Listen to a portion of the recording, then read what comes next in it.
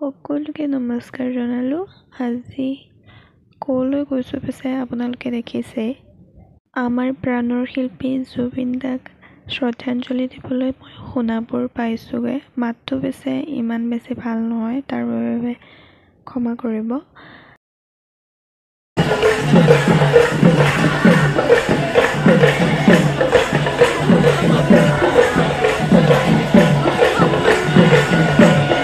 ভগৱানৰ কেতিয়াও মৃত্যু নহয়। দেখিছে তেখেতৰ অস্থি চাবলৈ কিমান মানুহৰ আজিও অগণন ভিৰ হৈ আছে। তাতে নাম প্ৰসংগ আৰু চাকি বন্তি যেনেদৰে আমি মন্দিৰত জ্বলাওঁ, ঠিক তেনেদৰেই ইয়াতো একেই পৰিৱেশ। তেখেতক এবাৰ লগ পোৱাৰ হেঁপাহটো মনতে থাকিয়েই গ'ল।